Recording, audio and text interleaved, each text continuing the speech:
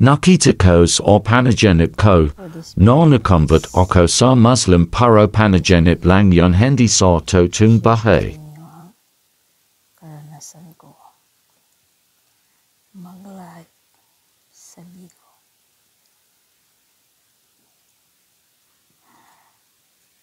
Kahit hindi pa ako gumagamit ng filter doon, guys. May makagusto pa rin sa akin. Pero hindi na ako nagpa-auto, guys. Hindi na ako nagpa-auto sa kanila. Pagkatapos ko ng live, guys, puno ang inbox ko ng message na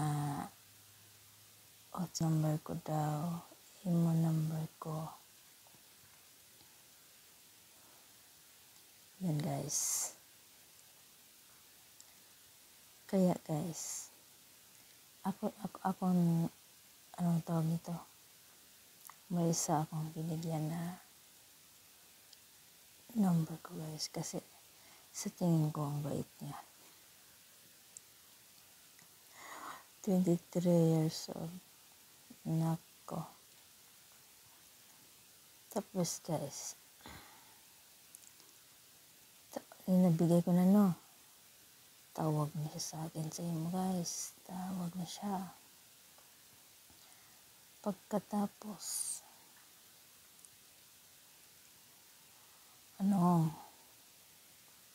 gusto siya na asawahin ako. Naturoan niya ako magdasal kung paano magdasal. Guys,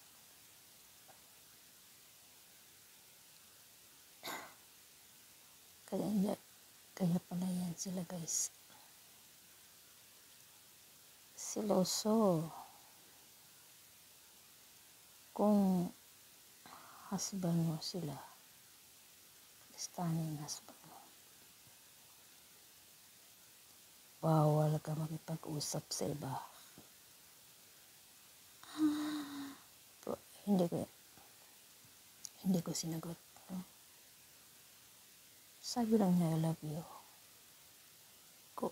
Sabi ko, I love you as a friend. Friend lang.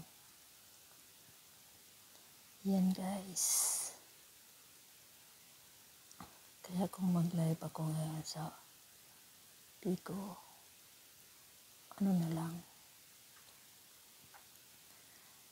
Ang ginawa ko is, pa-YouTube na lang ako.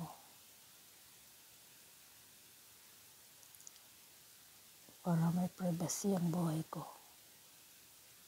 Gusto ko ng privacy. Yung sinasabi ko sa inyo na yan ko na yung number ko. Nandito. May TikTok siya. Pero hindi ako napalubak. Kung magla-live man ako, binabla ko kasi siya. Kasi tingnan niya anong damit ko. Ayoko na ganyan. Kung mag-live ako, tumatawag. Ano pang privacy ko? Gusto ko ng privacy. Paano kumita doon kung palagi napuputol? Kaya pinablock ko siya. Mabait siya, pero ang bata pa niya, 23.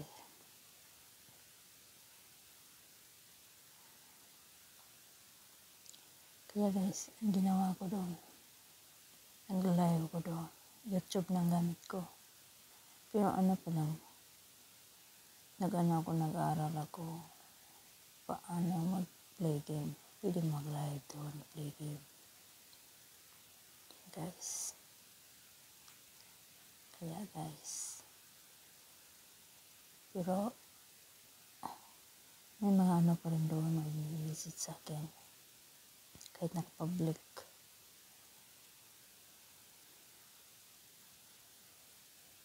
Huwag kayong magpatali sa kanila. Kasi, sila ang kumukontrol sa buhay mo. Yan sila. Kaya ako guys,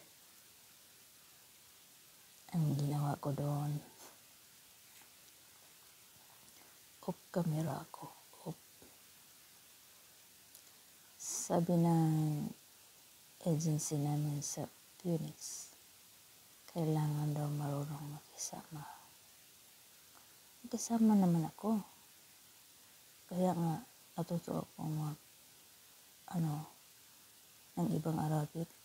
Natuto ako guys doon kasi nakakausap ko doon ang karamihan is mga ibang lahi. Nepal, India, Bangladesh, Pakistan, Saudi. Sabi na mga nakasahod na sa Punic Agency is kailangan ng beans. Ewan ko guys kung totoo kasi hindi pa ko nakasahod.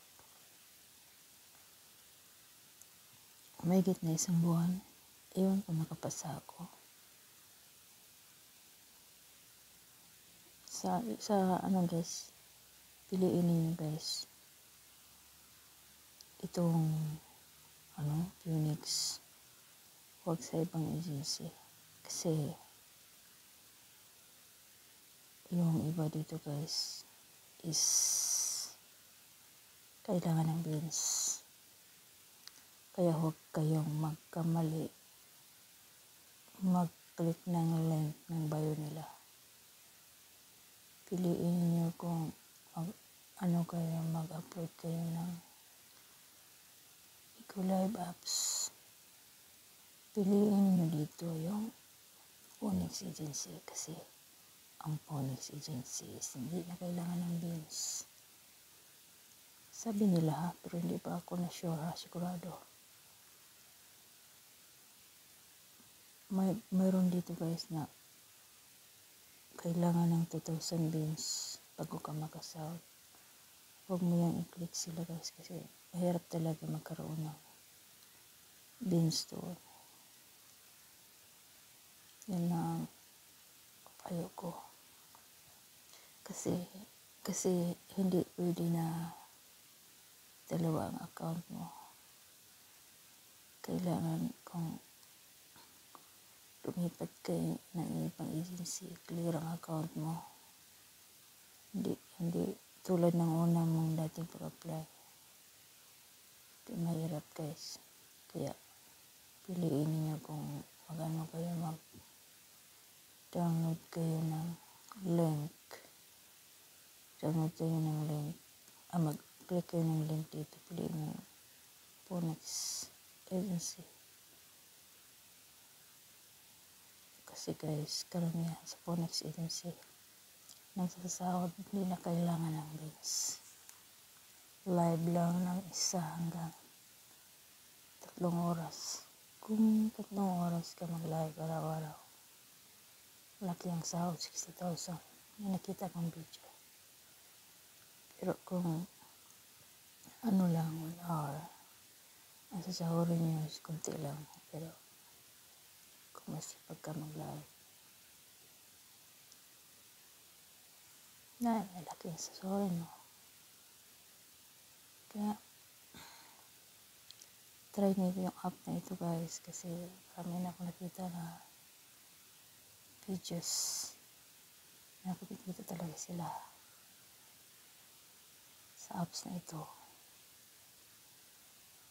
Ako guys, hindi ko pa nakatry pa na kumikita sa mga apps. YouTube, no. Facebook, no. TikTok, no. Try ko ito, baka totoo. Sinasabi nila na kumita ito. Lagi nag-live. Kaya guys, try nyo na.